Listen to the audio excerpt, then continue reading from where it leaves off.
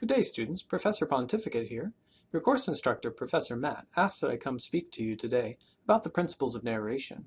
Such a kind man, his request I could not deny. These principles are not only foundational to the understanding of how stories work, but to crib a famous catchphrase from the great fictitious detective Sherlock Holmes. They are elementary, my dear Watson. The great philosopher René Descartes shifted the entire course of human thought with his famous dictum, I think, therefore I am, which postulates that the foundational basis for human existence is recognition of said existence. Metacognition, or in other words, the ability to think about one's own process of thinking, is what makes humans unique on this earth. Should a character in film achieve Cartesian insight, I believe it would be expressed thusly: it narrates, therefore I am.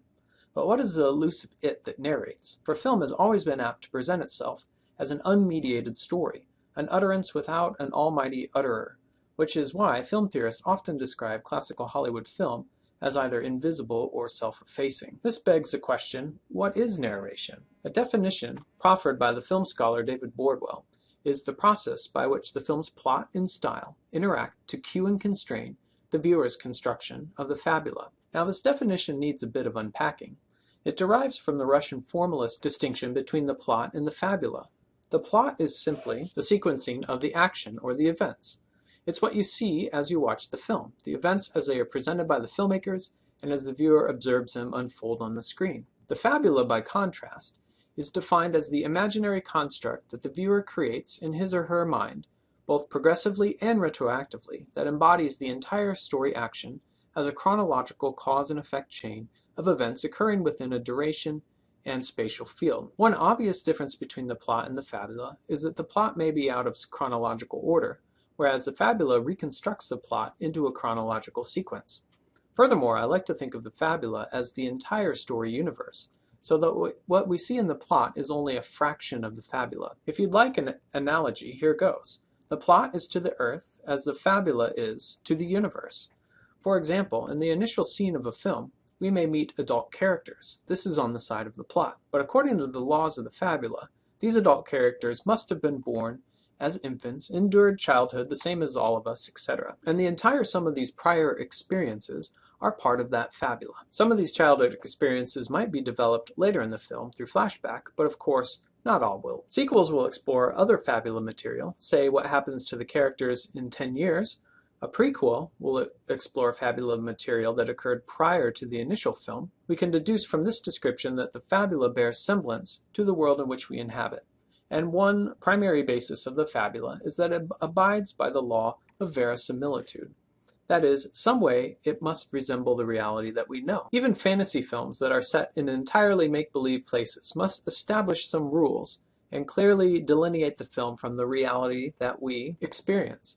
And once the viewer is made aware of the film's verisimilitude, the filmmakers must abide by its laws or risk pushing too far the viewer's willing suspension of disbelief. The film's style is how the film uses filmic technique, things like narrative elements, as well as those of mise-en-scène, cinematography, editing, and sound, to develop both material and create gaps. The material, quite simply, is what the viewer sees on the screen, the characters, setting, action, and any of the visual and acoustic elements. Though it may be possible, it would be tedious in the extreme for a filmmaker to present the entire fabula in the film's plot. For instance, because of the law of verisimilitude, we understand the characters are prone to sleep 7 or 8 hours on an average night. Now, the viewer need not bear witness to 8 straight hours of sleep to know that a character has slept through the night. A filmmaker may accomplish such an action by first showing a character getting into bed, looking at their alarm clock, and it reads 10 p.m. And then the filmmaker may cut to that alarm clock that now reads 6 a.m. and is blaring loudly. The camera may pan to the character, who rouses from sleep and shuts it off.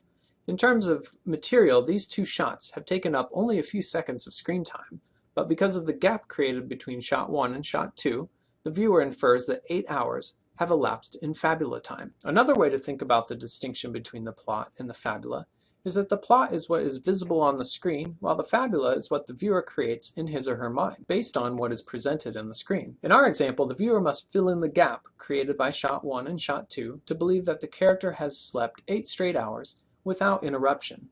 The natural assumption would be that nothing important in the development of the plot occurred in that 8-hour span of time. Such an inference is encouraged by the continuity of the cut, As a character gets out of bed, she feels well rested and gets on with her day. This type of gap is called a suppressed gap. A suppressed gap in the narration because we have elided time without any signal that the viewer has missed out on important information. Suppressed gaps are highly economical, not only because we don't have to watch characters sleep for 8 straight hours, but also because filmmakers don't want the viewer to be constantly wondering what happened between shot 1 and shot 2. The audience should give their energy to constructing the fabula based on new material in the next shot. Now, a suppressed gap in the narration may set the viewer up for a surprise later in the film when we flash back to that gap, open it up, and learn that in fact something significant to the plot did occur. For example, perhaps we learn later in the film that at 2 in the morning, the character, prone to somnambulism, got up and while sleepwalking, pulled a gun from her bedside table, entered her neighbor's apartment, and shot and killed her neighbor while he slept. The viewer would be very surprised because the suppressed gap had encouraged the viewer to infer nothing important had happened, when in fact the filmmaker set the viewer up to construct an erroneous inference. A second type of gap in the narration is a flaunted gap. Now remember, in a suppressed gap, the viewer does not know that there is important information that he or she does not know. A suppressed gap is an unknown unknown. Conversely, in a flaunted gap, the viewer knows there is important information that he or she does not know. By contrast, it is a known unknown. Thus, one distinction between a suppressed gap and a flaunted gap is the viewer's awareness or ignorance of vital information elided from the plot, the knowledge of which may or may not be necessary for the construction of a clear and coherent fabula. To illustrate, let's say the initial scene of a film contains a murder in which the rules of shot-reverse shot editing are violated to conceal the murderer's face. That is, we may see the first shot of a victim looking at someone who remains off screen, and in the reverse shot, instead of seeing the killer's face, as is the rules of shot-reverse shot editing dictate, we see an extreme close-up of the knife, or perhaps the murderer's face eclipsed in shadow. In the third shot, we see the victim being stabbed, and then the scene quickly fades out. The filmmaker has created a flaunted gap in the narration by depicting a murder, but withholding the killer's identity through stylistic choices. So whereas a suppressed gap may delay a surprise for the viewer down the road, the flaunted gap immediately creates curiosity and suspense. Who killed that poor woman? And when the detective enters in the subsequent scene, of course, the question becomes, will the killer strike again before the detective finds him? Now we are in the terrain of the dialectics of the complication. As we watch films, we're constantly looking for justification for the material that we see. Who is this character? Why is she here? What is she doing? Where will her choices lead her? What is her goal? Will she succeed or fail? Now, you may not utter those questions aloud while you're watching. In fact, I would not recommend doing so, especially in a crowded theater. But it is precisely such questions that our meaning-making apparatus are trying to answer. Typically, filmmakers oblige that very human desire to know what's going on and why in a story. But occasionally a filmmaker may challenge his or her audience by denying them solutions to these basic questions, like who are these characters, what are they doing, and why? And when filmmakers do this, they tend to raise the blood pressure, if not the indignation, of most viewers. Filmic material can be justified according to 4 different motivations, the first of which is compositional. When viewers make sense out of film based on compositional motivation, it means they're relating the material to a cause and effect level of the plot's trajectory. For example, in the first shot, a character may be talking on the phone. We hear him suggest to his friend on the other end that they meet for lunch. The film abruptly cuts to this character at a table in a restaurant looking at a menu and glancing up at the front door to see as someone walks in. Now the viewer should have very little difficulty justifying why the character is sitting in the restaurant, looking at a menu and glancing at the door to see who's coming in, because the first shot clearly sets up the second shot. A causal relationship exists between shot 1 and shot 2. The line of dialogue, "let's meet for lunch," is the cause, and the meeting at the restaurant is its effect. Now this is a very simple-minded example, but essentially plot is developed this very way, through a series of cause and effect relationships that guide the viewer through the story step by step. A second motivation is realistic motivation. On this level of motivation, viewers account for material by gauging it with reality. When engaging with this level of motivation, a viewer might say to himself, "Oh, of course a character would act this way. He's that type of person." What we're saying in this instance is that characters in fiction film act like people do in reality. If we believe a character is a jerk, they will act like a jerk.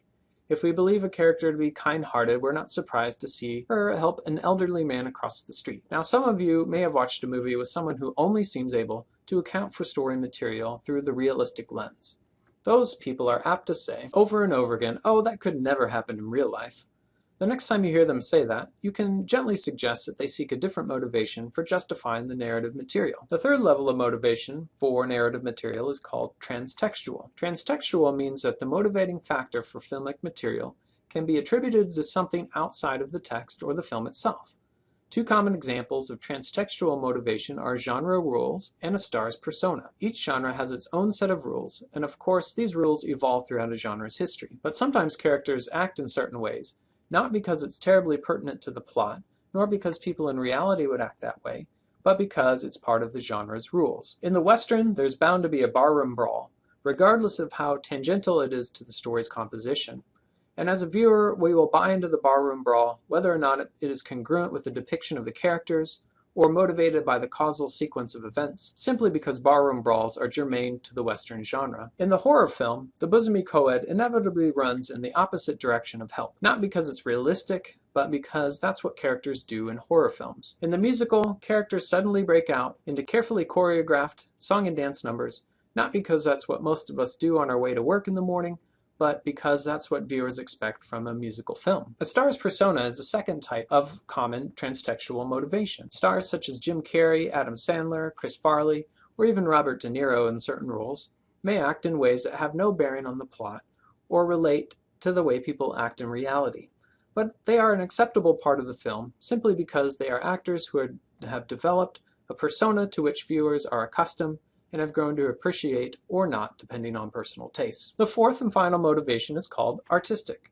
A convenient way to define artistic motivation is to say that if you cannot account for the film material by one of the other three ways, then most likely you are dealing with artistic motivation. Most often, films that include material that is artistically motivated come from the tradition of the European art cinema, the movement that started after World War II with Italian neorealism. The European art cinema is a director-centered tradition hailing the writer-director as auteur or author of his or her film, and tends to be more open towards experimentation than classical Hollywood cinema. In this sense, material is artistically motivated because it exists for its own sake, to showcase the artistry of its auteur. For an example of artistically motivated material, consider Nicholas Roeg's 1971 film Walkabout, a film about two British children who get lost in the Australian outback and on the brink of dehydration, fortuitously encounter an Aborigine boy who saves their lives by showing them how to survive in this hostile climate. While on the hunt, Roeg cuts from the Aborigine stalking and killing his prey in the wild to a butcher methodically chopping meat in his pristine butcher shop. Now, the butcher is not a character in the film. He's not been established in the diegesis prior,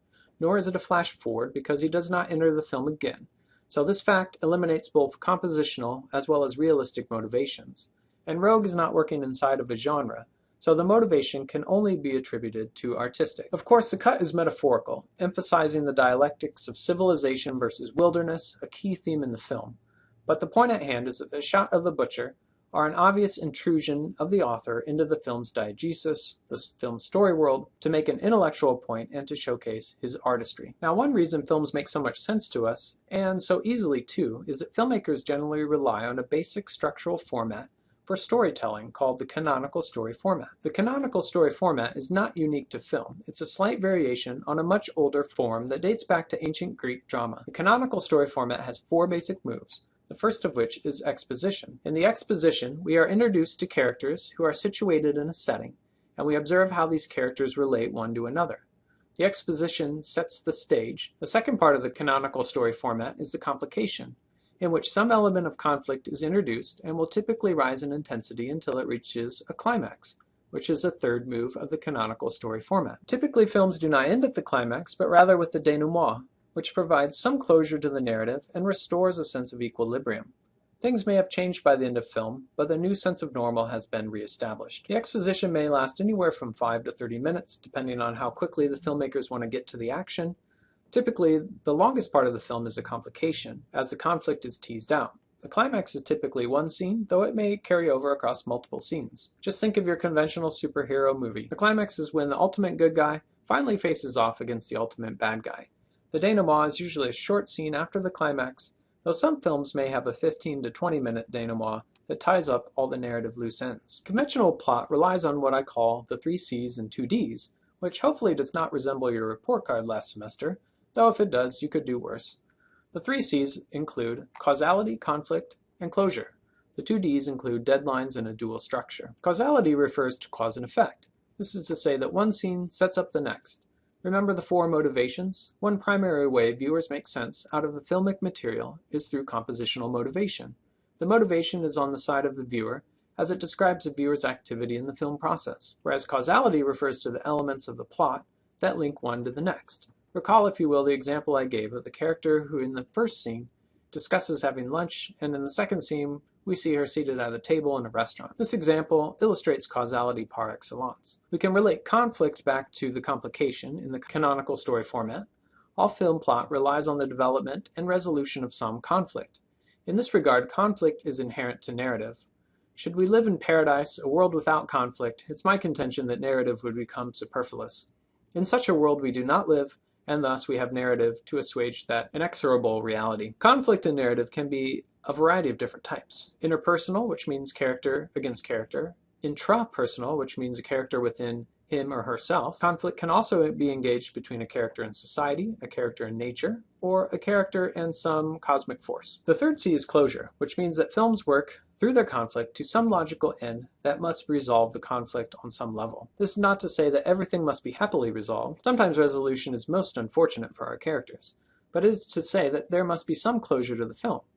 Only occasionally will a film end at the climax, leaving the viewer bereft of denouement, and for the most part, viewers tend to dislike that lack of closure. If you've ever reached the end of the film and thought, no, it can't end here, it was most likely the case that the film lacked closure. Now, some have a higher tolerance for ambiguous endings, films that lack closure, and in some cases there are perhaps perfectly good reasons why a filmmaker may want to deprive the viewer of closure. It may well give the viewer something to think about after the credits have rolled, as opposed to letting the audience waltz out of the theater feeling like everything is all right with the world. Plot is also typically organized around some sort of deadline. The deadline might be extremely explicit. For example, in the heist film, you know that from the start of the film that the heist will occur on a specific date and time. Other times the deadline might be more vague. For example, in a detective film, the deadline might be whether the detective will catch the killer before the killer strikes again. We might not know exactly when and where the killer will strike, or if the detective will be successful, but the deadline operates nonetheless. The second D is dual structure.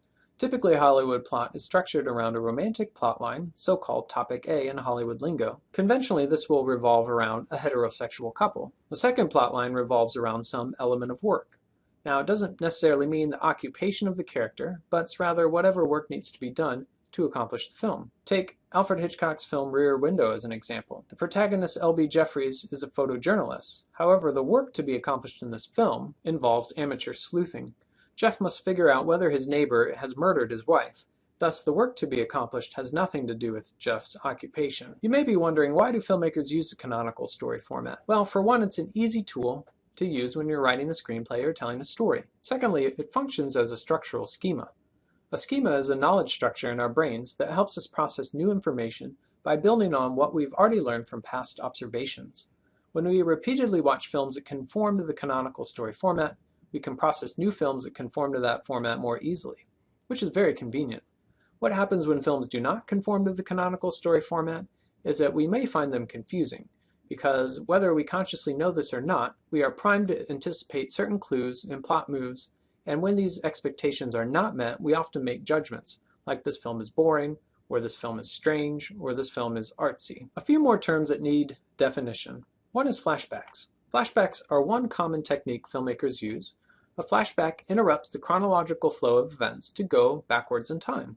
Typically, flashbacks are psychologically motivated and used to cue the viewer to information that will prove vital to the advancement of the plot. Flash forwards move forward in time rather than backwards because they cannot be psychologically motivated, except in the case of a psychic, perhaps. They are virtually non-existent in classical Hollywood cinema. However, flash forwards can be accounted for according to artistic motivation, which is why flash forwards are more commonly found in films from the tradition of the European art cinema. Other basic narrative terms that beg definition are protagonist, which is defined as the main character of the story, and antagonist, which by contrast is the character or characters who are in conflict with the protagonist. Now, often students say the protagonist is the good guy and the antagonist is the bad guy. Please note this is not the case. The categorizing of protagonists and antagonists have nothing whatsoever to do with their moral capacity or their qualities as human beings. They are so-called anti-hero protagonists, such as Bonnie and Clyde, thieves and murderers who defy conventional law and moral behavior. However, they are our main characters, are anchors to the story, and thus they are the protagonists. In this film, law and society are constructed as antagonists. Characters, protagonists and antagonists alike, as well as secondary characters, can be either dynamic or static. A dynamic character is one who undergoes a change. So they begin the film one way, and by the end of the film, because of certain events within the film, they have changed in some way. Now the change could be for the better, perhaps they've reached an epiphany and made an important change in their life, or the change could be for the worse, perhaps because of some trauma they've suffered or a mental or emotional breakdown. Either way, for good or ill, they are altered.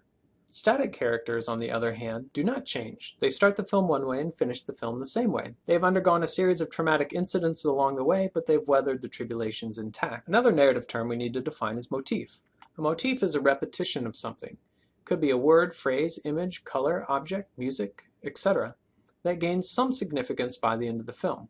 By significance, we typically mean that it can be related to something symbolic, or to a theme, or the development of a character. It may also help create the film's mood or tone. Because certainly in any film there may be a host of words or images that are repeated but accrue no significance or meaning by the end of the film.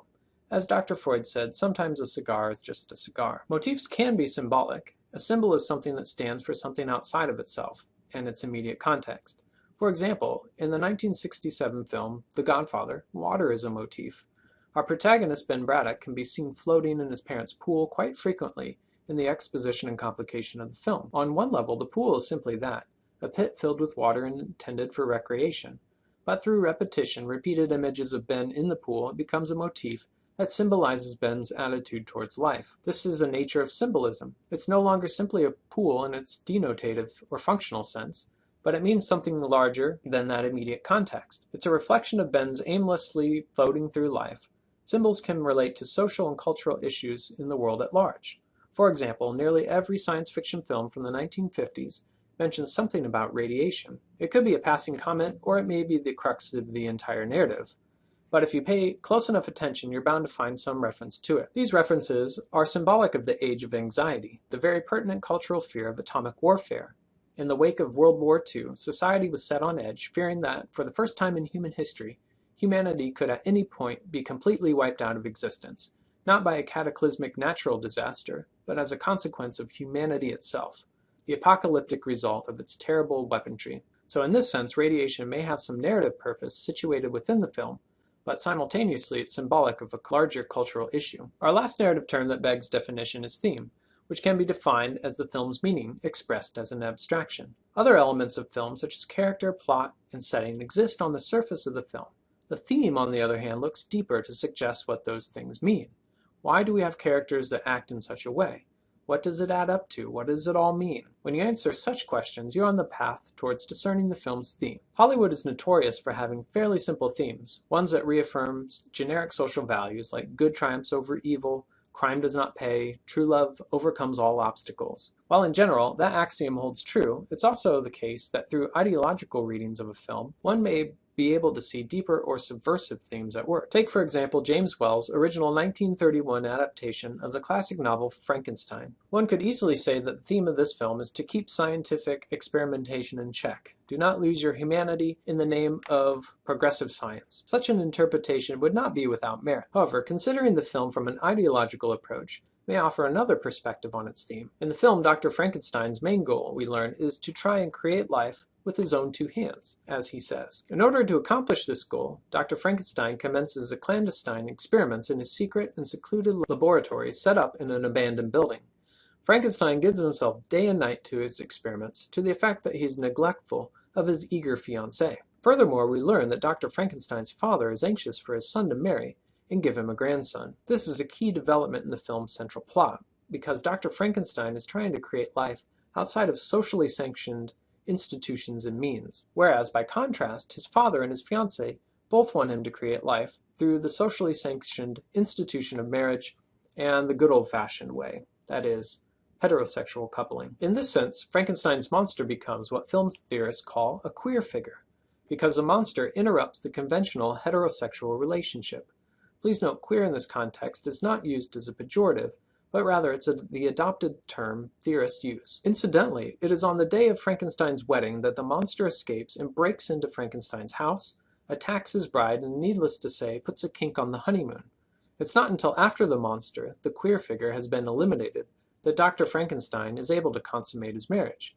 Given the symbolic nature of the monster as a queer figure, and Frankenstein's insistence on creating life with his own two hands, rather than with his beautiful bride, it's possible to suggest that Frankenstein is gay. Of course, in Hollywood in the 1930s, one could not depict gay characters ostensibly, but such representations had to be shifted to the level of subtext, to the symbolic, and this is precisely what an ideological reading of a film will lay bare, that which the film attempts to repress, consciously or not. The theme of Frankenstein viewed through this lens could be expressed thusly. Rigid social systems that sanction only heterosexual coupling create mad scientists of gay people. As additional support for such a reading, it may interest you that James Whale, the director of the film, was gay. If you will permit me the indulgence, students, I will say that such a reading is not only sophisticated but astute. You will greatly impress your professor should you proffer such interpretations. This is Professor Pontificate signing off for now. Should your dear instructor, Professor Matt, have need of me again, I shall do all in my power to make myself at his disposal.